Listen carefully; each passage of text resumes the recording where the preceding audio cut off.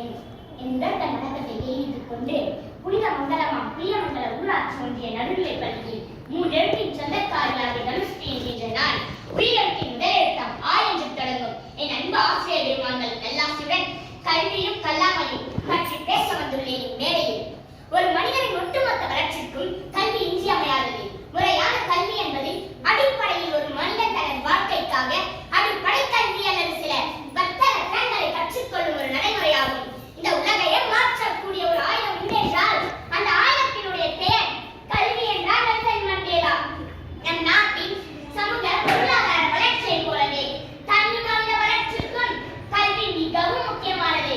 படிக்காமல் இருப்பதை விட பிறக்காமல் இருப்பதை மேல் என்றார் பேரறிஞர் பிளேட்டோ. அறியாமை வெட்கப்பட வேண்டிய ஒன்றுதான், ஆனால் அறிந்து கொள்ள விருப்பம் இல்லாமல் அதை விட வெட்கப்பேடு என்றார் பெஞ்சமின் பிராங்கிலின். பெற்ற பிள்ளை கைவிட்டாலும் கற்ற கல்வி கைவிடாது என்றார் மகாத்மா காந்திஜி. வாழ்க்கையை மகிழ்ச்சியாக வாழ கல்வி முக்கியம். மேலும் இது நல்ல எண்ணங்களையும் யோசனைகளையும் கருத்தரிக்கவும் நாளுக்கு நாள் நம் அறிவை வளர்க்கவும் நம் மனதை ஊக்குவிக்கின்றது. கத்திகளால் செய்த யுத்தங்களை விட யுத்திகளால் செய்த யுத்தங்களே அதிகம். அவ்வளவு சிறந்தது நம் கல்வி. கூர்மை கிட்டப்படாத எதுவுமே முனைமழுங்கி போய்விடும். நம் மூளையும் அவ்வாறே. மூளை கூர்மை தீட்டப்பட வேண்டும் என்றால் நாம் தொடர்ந்து கல்வி கற்க வேண்டும். தூக்கு மேடைக்கு அழைத்துச் செல்லும் வரை கூட படித்துக் கொண்டிருந்தால் நம் பகத்சிங், படுக்கின்ற இடத்தை கூட படிப்பகத்தின் அருகாமையில் இருக்க கேட்டார் நம் சட்ட மாநேரையர் அம்பேத்கர். படித்துக் கொண்டிருந்த புத்தகத்தை முடிக்காமல் தன் அறுவை சிகிச்சையை அடுத்த நாள் மாற்றி வைக்க சொன்னார் நம் பேரறிஞர் அண்ணா. என்ன ஒரு ஆச்சரியம்! பயணங்களின் போதெல்லாம் படிப்பதையே தன்னுடைய வழக்கமாக கொண்டிருந்தார் நம் பாரதத்தின் முதல் பிரதமர் ஜவஹர்லால் நேரு அவர்கள்.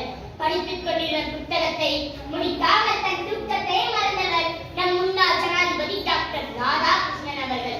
என்ன ஒரு பெருமிதம் நமக்கு! ஆகவே இன்றைய மாணவர்களுக்கு கல்வி ஒரு முக்கியமான மற்றும் கட்டாய கூறுகளில் ஒன்றாக அமைகின்றது. இன்றைக்கு ஒவ்வொரு வாழ்க்கையிலும் கல்வி முக்கிய அங்கம் என்பதை நாம் அனைவரும் அறிவோம். படித்தால் மட்டுமே பாரதத்தை பாராள வைக்க முடியும் என்று படித்து படித்து சொன்னவர் மா மனிதர் டாக்டர் APJ அப்துல் கலாம் அவர்கள் அல்லவா? கற்றுக் கொடுப்பது மனித பண்பு, கற்றுக்கொள்பவன் மனித மாண்பு. கற்றுக் கொடுத்துக் கொண்டே இருப்பவர் ஆசிரியர். நிறைய பட்டங்களை பெற்று தன்னுடைய தேவையாக வருபவரை விட நல்ல புத்தகங்களை படித்து தன்னுடைய மனதை அலங்கரிக்கும் ஆசிரியர்களை மேன்மையானவர்கள். அவர்கள் கற்றுத்தரும் கல்வியே மிக சிறந்தவை. இன்னும் ஒன்றை கூறிக்கொள்ள ஆசைப்படுகின்றேன். கற்கை நன்றே, கற்கை நன்றே, பிச்சை புகினும் கற்கை நன்றே என்று அன்றே சொன்னார் அதிவீரர் ராமபாண்டிய மன்னர் நருந்தொகையிலே. யாரெல்லாம் இன்று புத்தகங்களை நோக்கி தலைகுனிகின்றோமோ அவர்கள் அத்துணை பேரும் நான் இந்த உலகிற்கு முன்னால் நிமிர்ந்து நிற்கலாம் என்ற ஒரே காரணத்திற்காக தான். பிழைப்பதற்காக எத்தனை மொழி வேண்டுமானாலும் படியுங்கள்.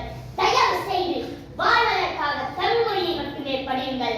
அனைத்து மொழியையும் நேசிப்போம். தாய் தமிழை மட்டுமே சுவாசிப்போம். சுருங்கச் சொல்லி விளங்க வைப்பதில் தமிழுக்கு நிகரான வேறு எந்த மொழியும் இல்லை. என்ன அப்படி நம் தமிழிலே என்று நீங்கள் நினைக்கலாம். ஓதாமல் ஒரு நாளும் இருக்க வேண்டாம், ஒரு நாளும் படிக்காமல் இருக்காதே என்பது உலக நீதி. இளமையின் கல் ஆத்திச்சுவடியாக சொல்லப்படுகிறது அல்லவா? கல்வி கரையே கற்பவர் நாளடியார் சொன்னது. அதனால் நாம் முக்கியமாக படிக்க வேண்டும். எண்ணும் எழுத்தும் கண்ணென தகும் இதோடு விட்டுவிடவில்லை. எண்ணென்பது ஏழு எழுத்து என்பது இவை இரண்டும் கண்ணென்ப வாழ்விற்கு என்கிறார் வள்ளுவர். ஆகவே கல்வி நமக்கு மிகவும் முக்கியமானதாக அமைகின்றது. சான்றோர்களே, இன்னும் ஒன்று